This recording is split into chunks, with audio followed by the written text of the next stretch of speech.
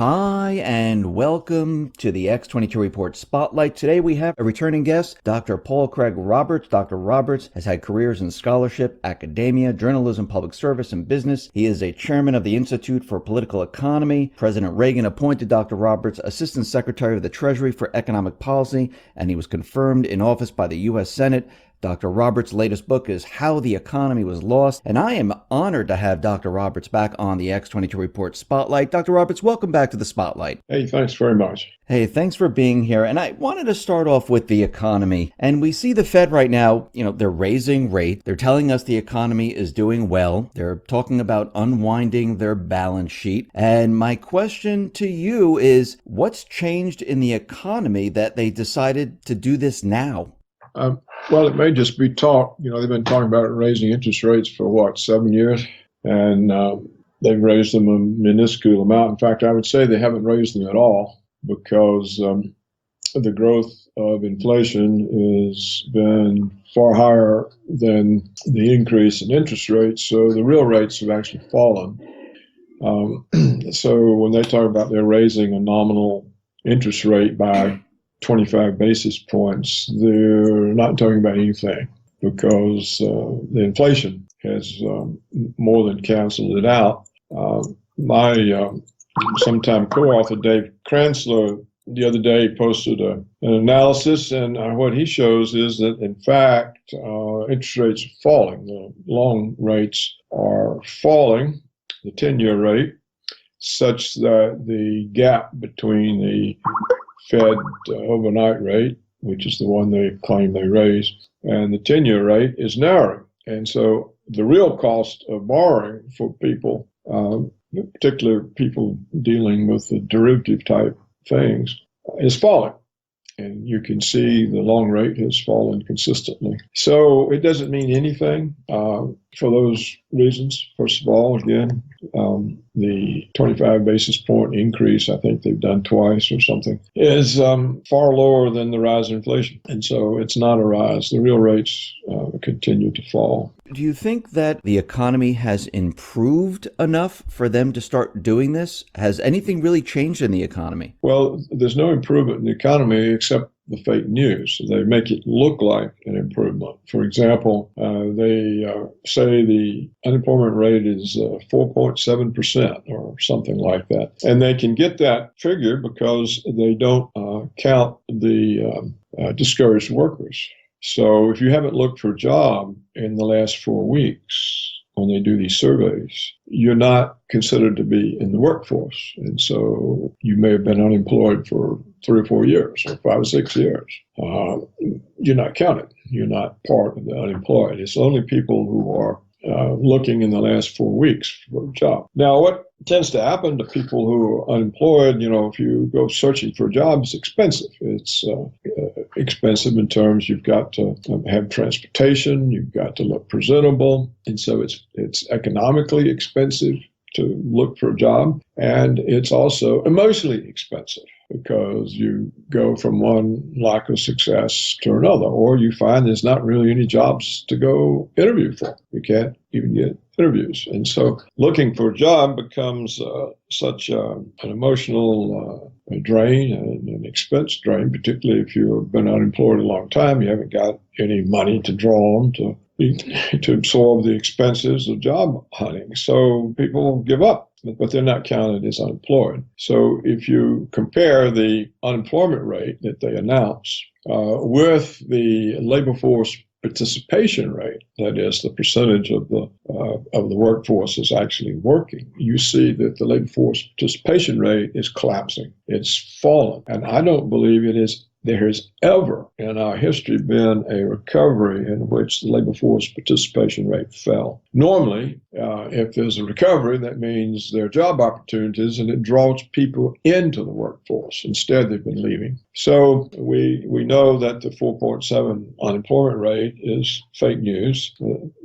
That's called the U3 rate officially. They have another official rate, which is U6. Now, U6 includes discouraged workers less than 1 year. So if you've been discouraged, for 1 day short of 1 year, you are included in this rate. And it's double the 4.7 rate. Now, there used to be a rate that included the long-term discouraged. Now, the government ceased calculating that. It's too embarrassing. John Williams of shadowstats.com, he still estimates the long-term discouraged, and includes those in the measure of the unemployment rate. And according to John, the current unemployment rate in the United States is 23%. So you see what they're telling us. It's about a 4.7 rate that they're telling us. That's about 1/4 the actual rate of unemployment. So if there's fake news about Syria and Russia and Iran and Saddam Hussein and Gaddafi, there's also fake news about the economic situation. The Bureau of Labor Statistics also, which does the first Friday of every month, announces the previous month's payroll employment. Well, it turns out that most of the jobs that they claim that are created, they're not only lowly paid domestic services part-time, but they also come from what's called the birth-death model. The birth-death model was created by BLS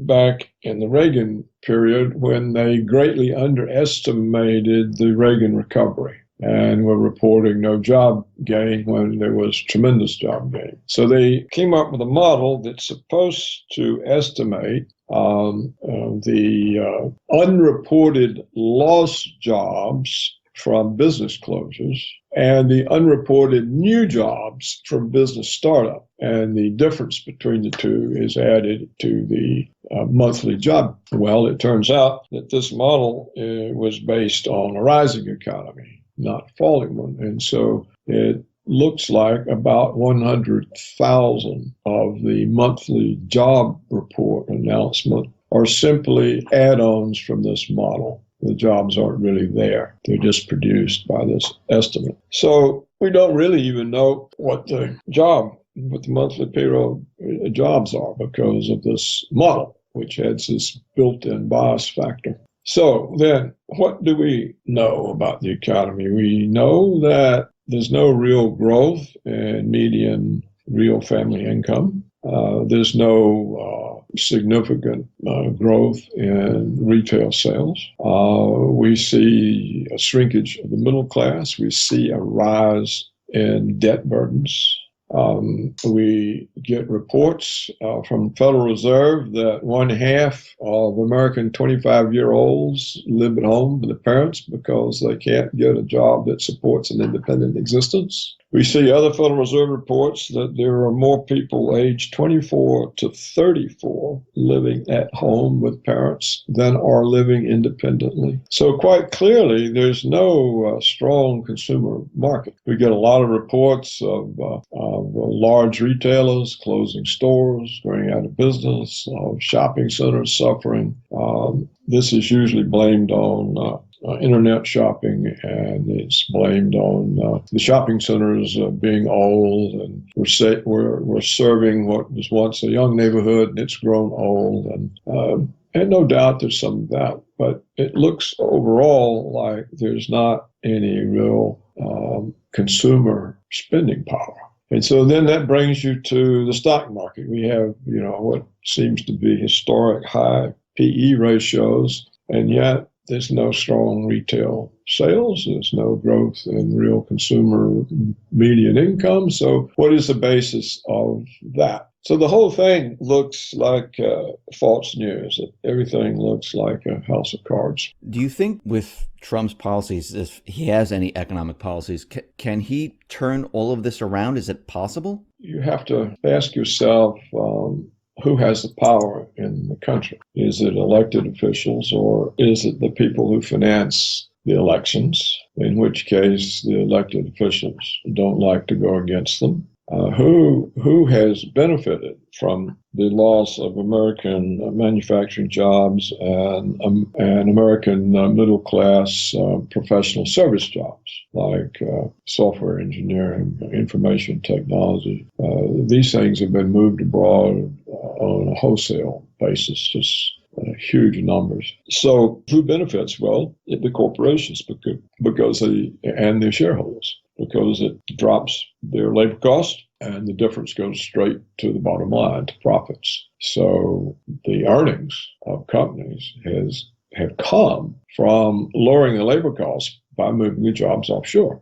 The earnings have not come from some booming consumer economy and rising American productivity that results in rising real wages. So if you're getting your profits by killing the domestic consumer, it's the domestic consumer's purchasing power that is lost when you move manufacturing and professional skill jobs overseas. So how is this a good economy? It's not. You get these short-term profits, but they come at the expense of destroying the domestic consumer market. So what can Trump do? Can he get some kind of law in place that stops the offshoring of jobs and requires them to come back? Well, probably not. It's probably now in violation of the World Trade Agreement, the World Trade Organization. They've got all kinds of rules, and probably it would be if he puts in tariffs,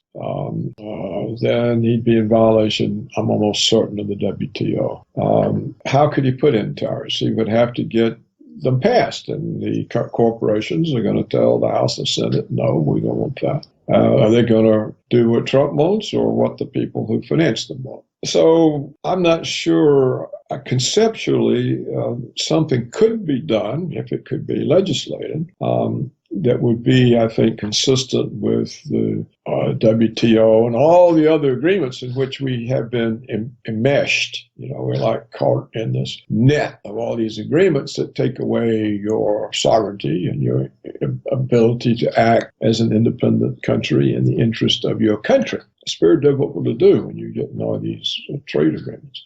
But conceptually, if it could be passed, you could cancel out the advantage of offshoring the jobs by changing the way you tax corporations. You would tax them on the basis of the geographical location of where they added value to their product. So if they add value to their product domestically, that is within the United States, they would have a low tax rate. But if they add value to their product overseas, in China or India or Indonesia or somewhere, and bring these things back into America to sell, they would have a high tax rate. And so by altering the way you tax them, you could eliminate the advantage they get from the lower labor costs and other costs, environmental, regulatory costs, from going abroad and searching for cheap labor. But of course, again, you'd have to be able to get that passed. And do the corporations want to have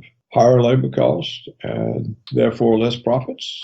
Only if they have a long-term time horizon and realize that what they have done and are doing by moving jobs offshore is destroy the American consumer market. So if they ever came to that realization, they might say, well, this really isn't in the long run interest of the shareholders. We've helped people make money in the short run. It's kind of like flipping real estate in a rising market. But look, there's no growth in family incomes. There's no growth in retail sales. So by moving consumer demand to other countries, because we let American workers, we lay them off and we go hire the Chinese and Indians, we're killing the domestic American market. So possibly you could get that realization if there were enough people making the point. It would probably take years, because it takes years for the simplest kind of thing to spread into a general understanding. And then whoever is president might be able to get Congress to agree to this change, and the corporations might not oppose it. But other than that, I don't think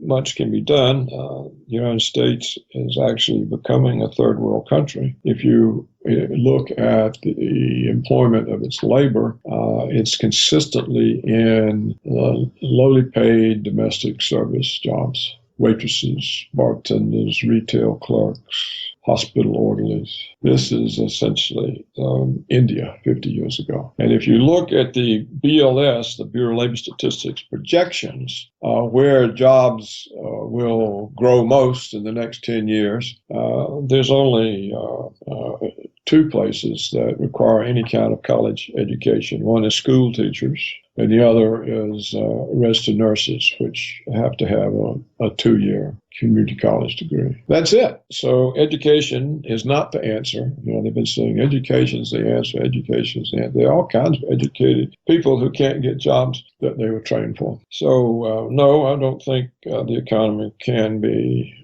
restored. What's happening now is that older people, older Americans, retired, who had good company pension plans, who also saved and invested at a time when the markets were rational. And they also have Social Security, and they are now supporting their children and their grandchildren. But they've not had any interest income on their savings and since when? 2008, because of the zero interest rate policy. So they've had to draw down their savings. And so as these savings are exhausted, and of course they won't be there to leave to heirs, so the system is being emptied of the savings of the past in order to support current existence. So I think on the whole, the United States as an economic system is washed up, and that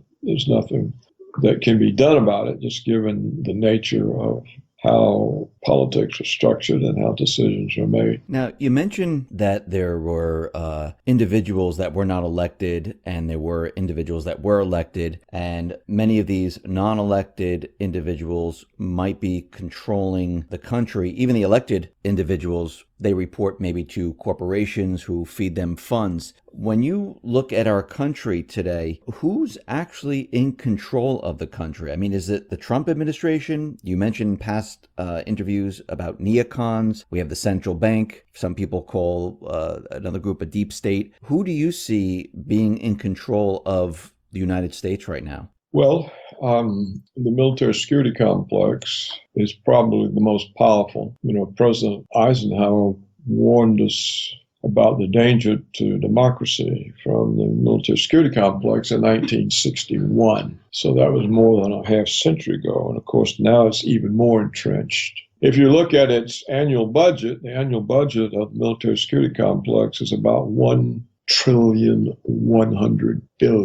That's an annual budget. There's tremendous profit and power in that budget, and they're not going to turn loose of it. And that's why you see Trump completely unable to lessen the tensions that the Clinton, George W. Bush, and Obama regimes created with Russia. These tensions now go far beyond anything that ever existed during the Cold War. 2 or 3 weeks ago, the high command of the Russian military announced publicly that they had now been convinced by Washington that Washington was planning a surprise nuclear attack on Russia. Nothing like this ever happened in the Cold War. So we're on the edge of just some kind of miscalculation, and the world goes up in thermonuclear flame.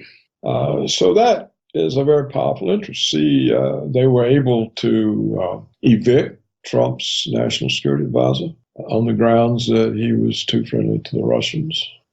Trump is under full-scale assault in the media by a special prosecutor, a former head of the FBI who is in with the military security complex. And even though there's no charge of a crime, because there's no evidence, they're investigating for obstruction of justice. So how do you obstruct justice when it's not a crime?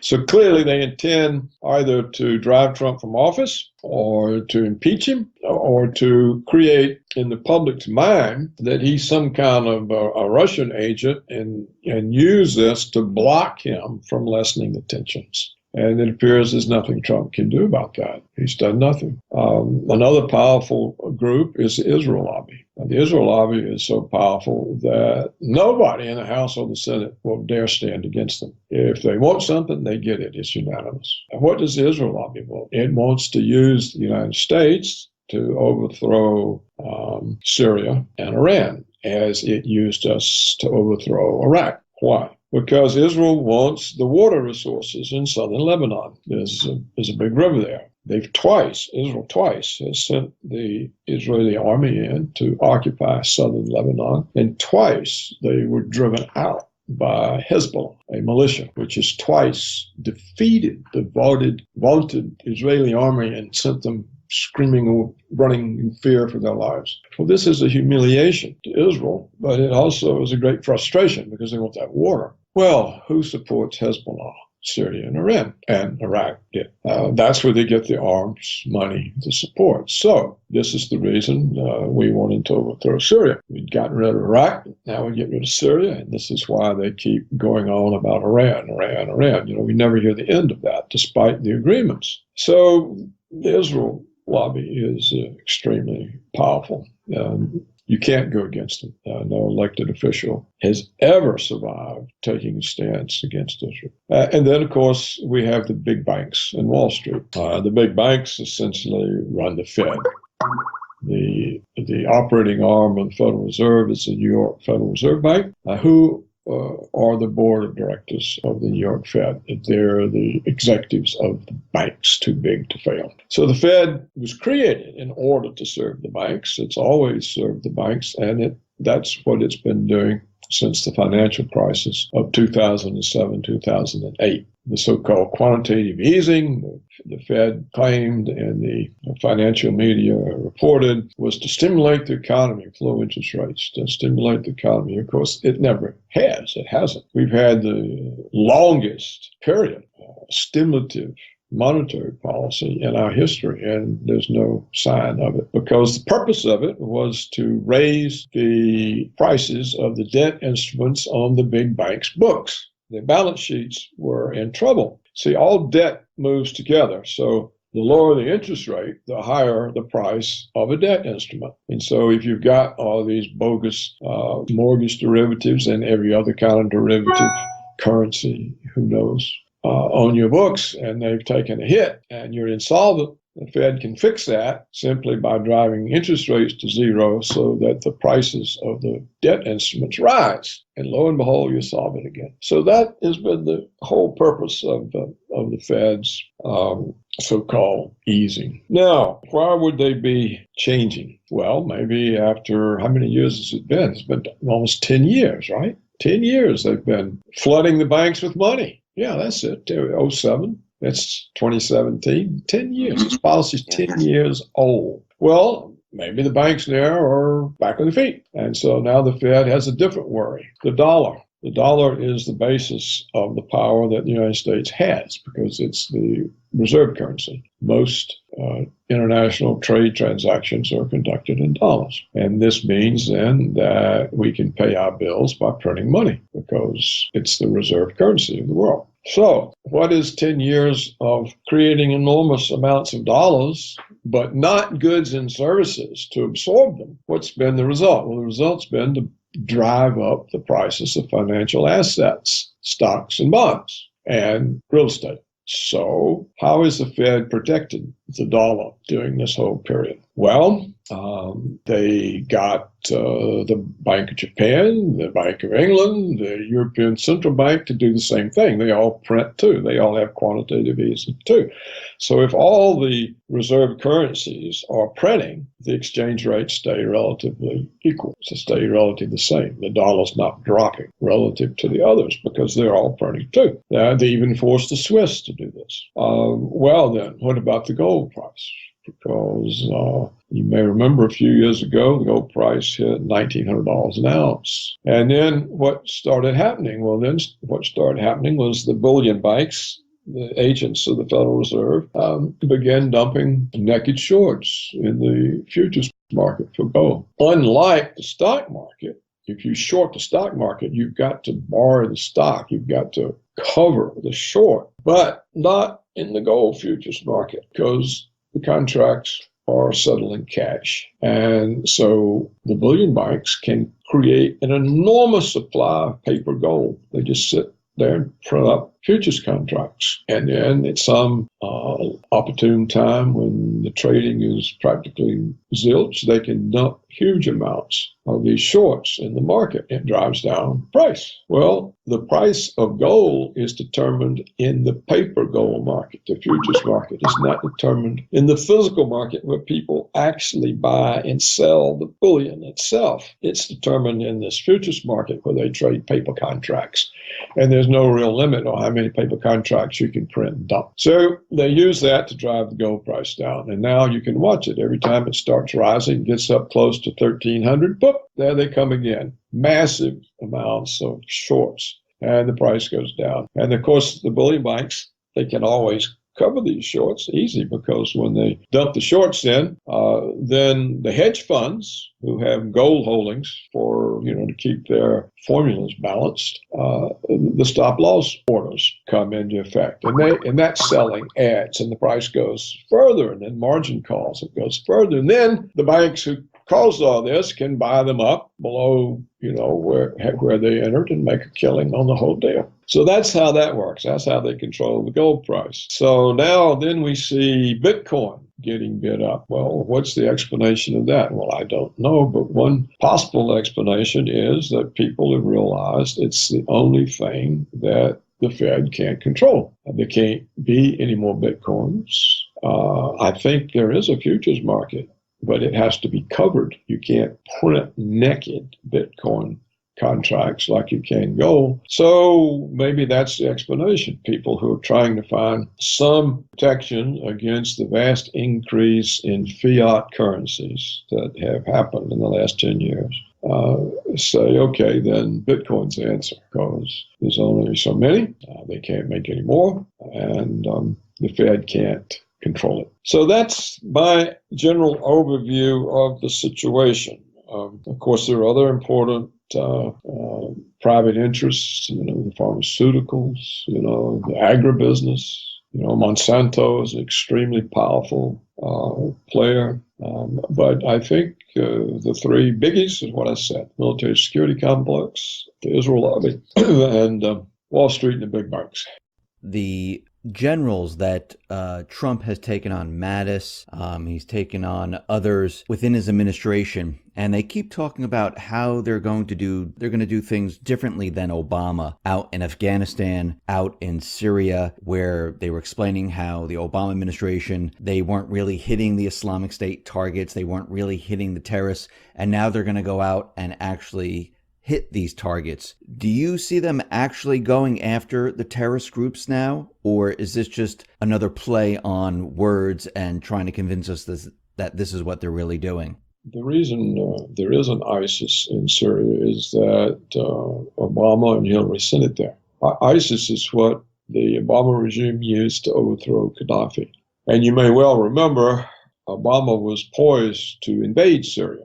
We had this fake news about Assad's use of chemical weapons against his own people. Right. And he had finally crossed the red line, or whatever the line was called. And Obama was preparing an invasion of Syria, just like they had invaded Iraq. Of course, it had nothing to do with Assad or chemical weapons. It had to do with getting rid of a supporter of Hezbollah who blocks Israel's theft of southern Lebanon. Well, two things happened. The British Parliament voted no. And so all of a sudden, we didn't have any cover. And the other thing that happened was the Russians said, no, we'll fix it diplomatically. We're going to take any chemical weapons that are in Syria and turn them over to you, and you can destroy them. So this blocked Obama from invading. And so Hillary and the neocons and the CIA, they said, okay, we'll just send ISIS to do the job. So that's that story. We have always supported ISIS, an American weapon, ISIS. And so what is happening now that the Russians and Syrians have won the war, we are pretending to be fighting ISIS so we can get troops in Syria. We were trying to petition the country so that we could keep the fake rebellion going and keep this pressure on Assad and Syria indefinitely. Maybe tire out the Russians or whatever. But that's what the plan is. And so far, we don't really see any evidence of us attacking ISIS. We see evidence of the United States attacking Syrian troops. The other day, they shot down a Syrian airplane that was attacking ISIS. And so what is happening is, whereas Obama had sort of said, well, we're not going to be able to get Syria knocked off for Israel. The Trump group is saying, oh, we're going to somehow have to rescue the situation by pretending that we're fighting ISIS. But what they're really trying to do is to get troops and equipment, stuff there that they can use to petition the country and keep part of it under our control so we can continue to foment so-called rebels.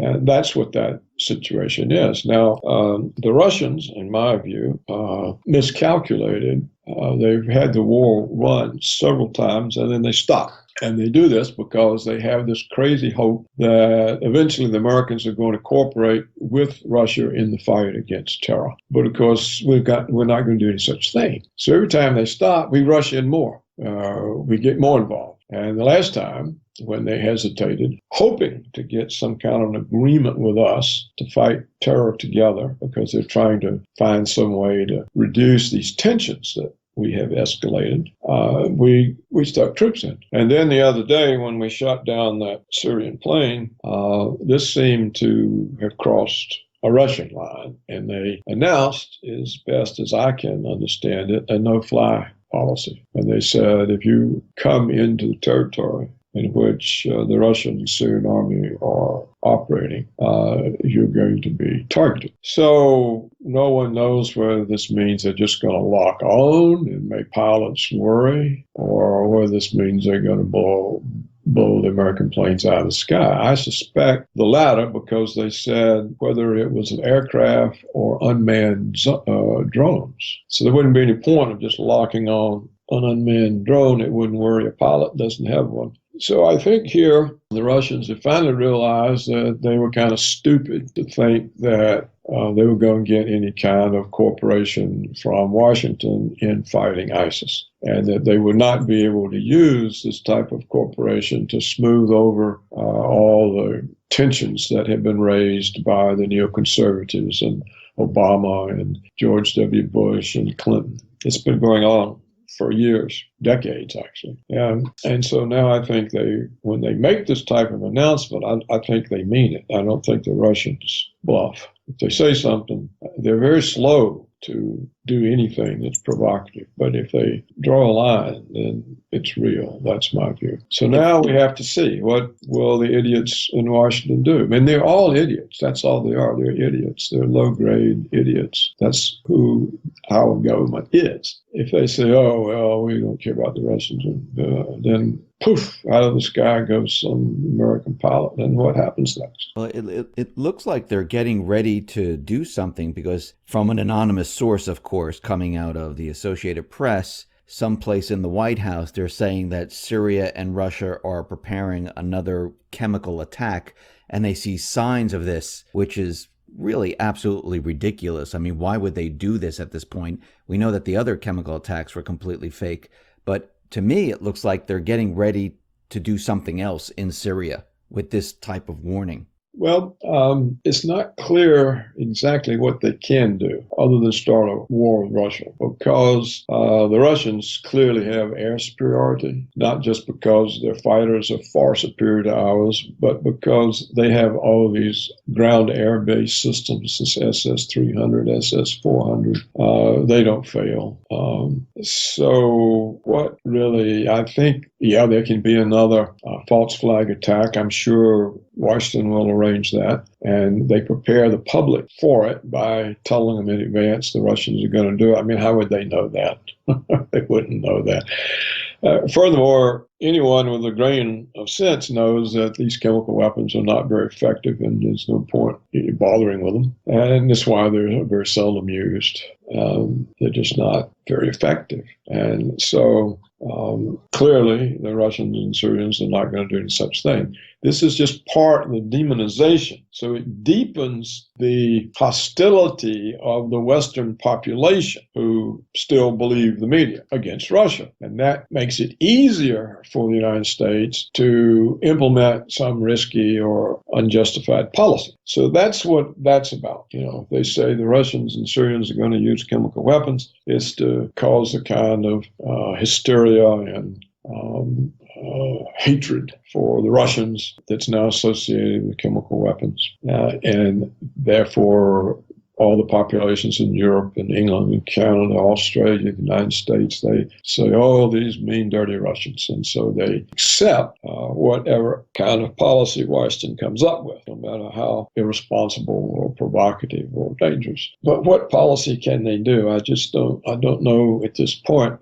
The military in the United States still has some intelligent generals, and I think they realize that helping Israel isn't worth nuclear war. And I think that they understand that Russia can't be pushed around when they have vital interest involved. See, the other reason we have for attacking Syria is if we can overthrow Assad, then we can unleash these so-called jihadist forces on Iran. And if we can then do the same thing to Iran, we started in Iraq and Libya, we knocked those two countries off, and it looks like we're going to be defeated in Syria. But the reason for, other than clearing the path for the Israelis in Lebanon, the other reason is to spread jihadism into destabilizing Iran, because then that exposes Russia. Russia has a large Muslim population, and then they can spread that into the Russian Federation, and that way weaken the country that can block American unilateral action.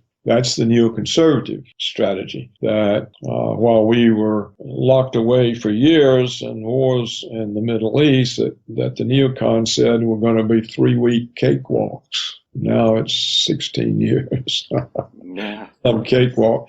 The Russians brought themselves back up, and now they can tell us no. Well, the neocons can't stand that anybody can block American unilateralism. That's inconsistent with their ideology of America being the hegemonic power of the world. So then getting rid of Syria is a way of spreading it into Iran, and then from there into Russia, and causing so much turmoil within the Russian Federation itself that the Russians simply can't function as a check on American imperialism. So the Russians aren't, I think, not going to let Syria go no matter what we do. Plus, it's been a big success for them. It's been a reassertion of their power and influence. It's made an impact all over the world. It's made the Russians feel like they're back again now, that even though the Soviet Union collapsed and they went from being somebody to being nobody, that now again they're somebody. And so that's not something the Russian government is going to turn loose of. And if the people in Washington are too stupid to know that, then it's going to be a nuclear war. Thank you very much for being on the X22 Report Spotlight. I really appreciate it. Once again, how can people see your work? Just go to my website. It's just www.paulcraigroberts.org. Fantastic. Thank you very much for being on the Spotlight. I really appreciate it. You're certainly welcome. All the best. You too. Thank you.